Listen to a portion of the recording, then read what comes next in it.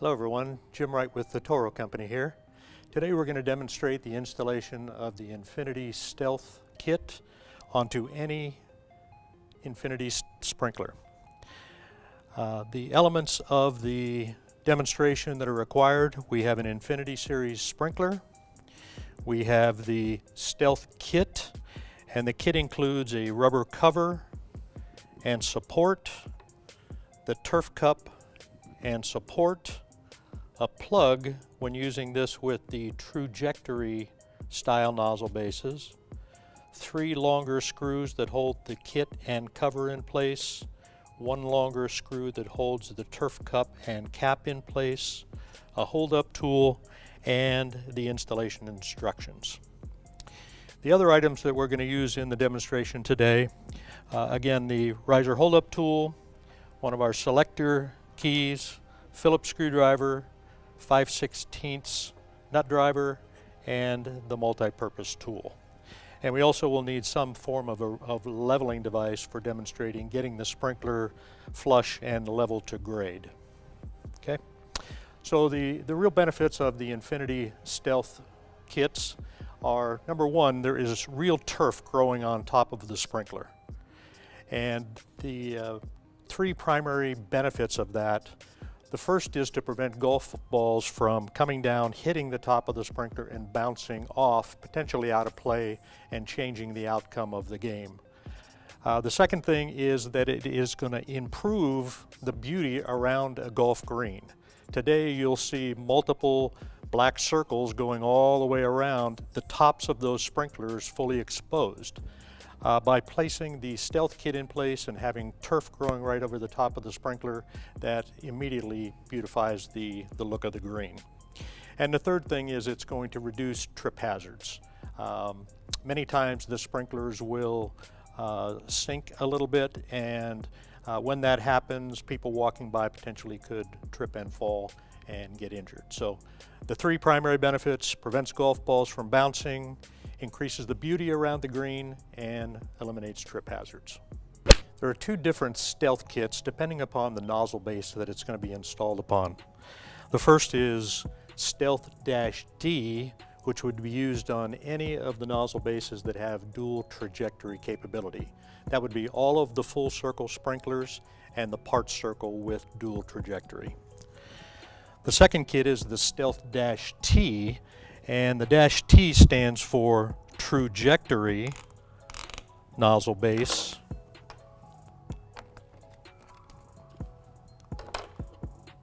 with the ability to adjust the main nozzle from 7 to 30 degrees.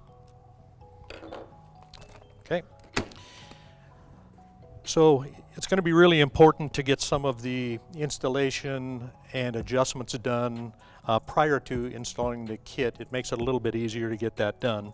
So we generally like to walk up to the sprinkler, lift, and then place the hold-up tool in its proper position. Now on the trajectory versions, that position is right above the inner nozzle, and this would allow you to take the cap off and keep the riser in the upright position. On the dual trajectory models, the tool goes into a slot right above the 2 back positions. And again, you can now take that cap off without worrying about the riser coming apart. Okay. Now with it in the up position, there are 2 things that we really should try to do first. The first one is to do an adjustment of the trajectory. If you know what the application is and you know that it's going to be set to 20 degrees, make that adjustment prior to putting the turf cup in place. You can do it afterwards, but it's a little easier if you can do it beforehand. The second thing is arc adjustment. So I'm going to determine the arc position of this sprinkler, and I'm going to make that adjustment before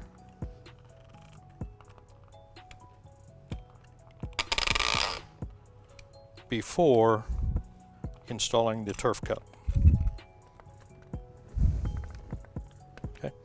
The other consideration is if there is any orientation to the compartment, to the smart access compartment, you may want to have this opening always facing away from the green, or you may want it always to be facing towards the green.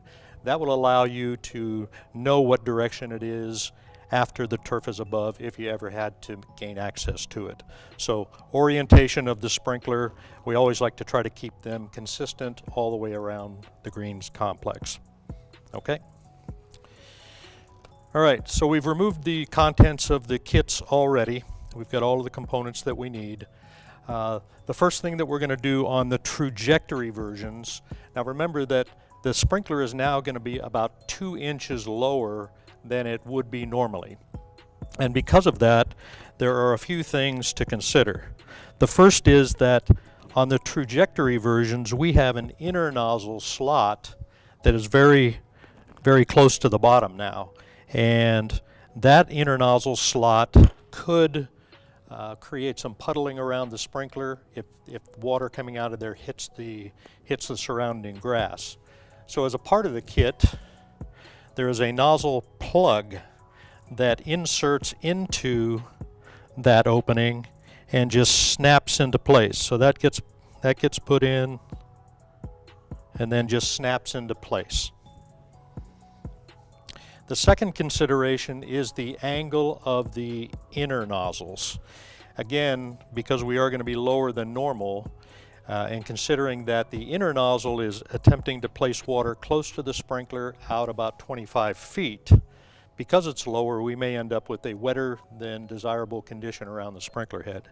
So the second thing that we should consider doing is changing the angle of the inner nozzle. And I'll demonstrate that one on this one. Might be a little easier to see. So the inner nozzles are always oriented in what we call the 6 o'clock position, where the lower opening is straight down. And that's intended to put water right close to the sprinkler.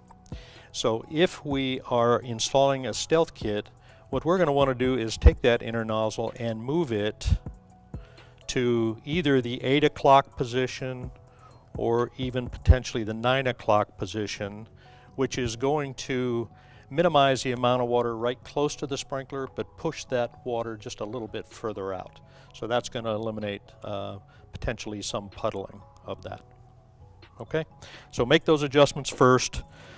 Plug into the inner nozzle slot, and then an adjustment of the inner nozzle to get it to where it's putting less water right close to the sprinkler. Okay. All right, the next step is going to be removing the cover, and it's simply a matter of taking the 3 screws out that would normally be in the cover, and these screws will no longer be needed, so we can set those aside. These components are pre-assembled in the kit for you, but just showing how this goes.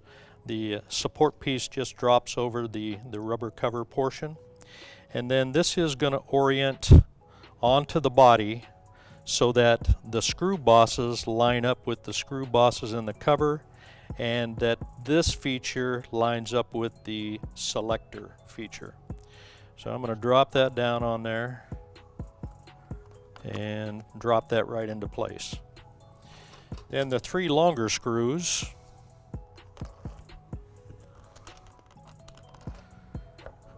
are installed using that 5/16 nut driver. Again, this is the same tool that we do the trajectory adjustment, that we can access and adjust all of our inner and intermediate nozzles. So this will then just thread down into place, tighten completely.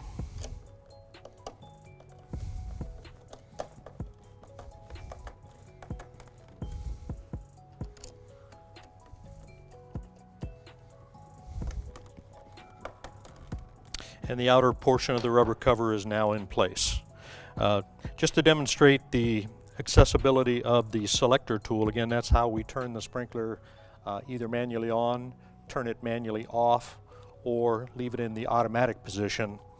There is a reference boss right along the edge of the rubber cover, and that reference boss will give me an indication of where the access port is. And so with the selector tool, once I identify that, it's about 1/4 of an inch below the surface. So we would have to probe and remove a little turf there. And then the selector tool is going to push down through and get onto the selector, and now I can manually control the sprinkler. Okay. All right. Now the next step is to install the turf cup onto the top of the cap. And first thing we need to do is remove the screw holding the cap on. The shorter screw again is no longer required. The two parts of the kit that we need is the turf cup and the support. And again, these are going to be pre-assembled in the kits, but for demonstration purposes, this just slides down in and goes around the trajectory adjustment point. So it's typically easier to take the cap off of the sprinkler, and what we're going to do is this feature on the bottom of the cup is going to go right into the slot, the pull-up slot that's in the cap.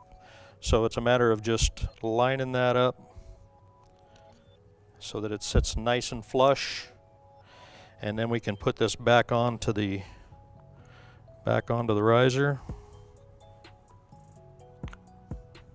and then using the longer screw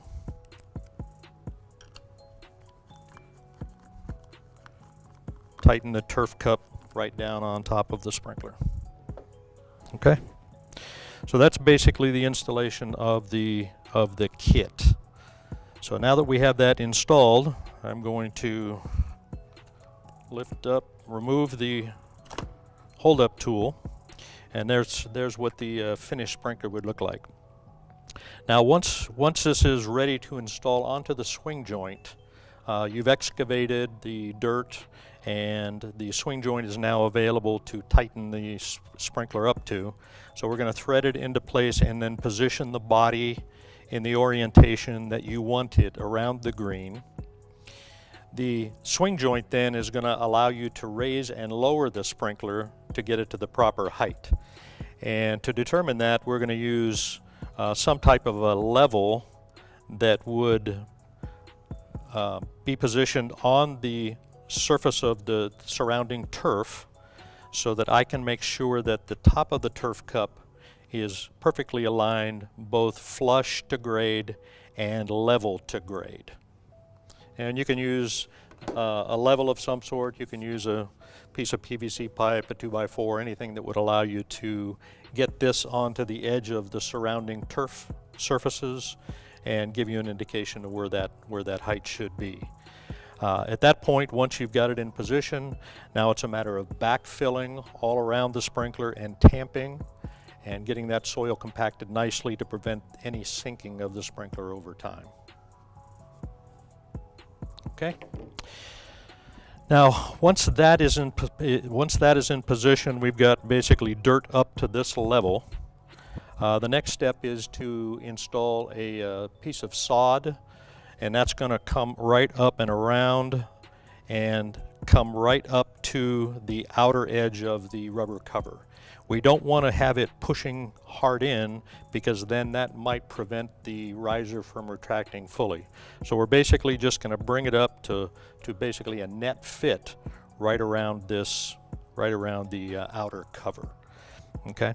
Now once that's in place, I would then turn on the sprinkler. Turn on the sprinkler manually. I would do the final adjustment of the trajectory adjustment and arc adjustment while the sprinkler is running. That will allow me to get those fine-tuned prior to doing the final turf installation into the turf cup. So once that's completed, we're going to take a pretty typical turf cup cutter that would cut a piece of sod, the depth of this, which is just about 2 inches, and That turf cup, it's going to be a little bigger than the space that's available here, so there's going to be some trimming required, and then that piece, that plug of sod, will then install into the inside of the turf cup, and then it gets pressed into place, providing a nice continuous layer of turf across the top of the sprinkler head. And that's all there is to it.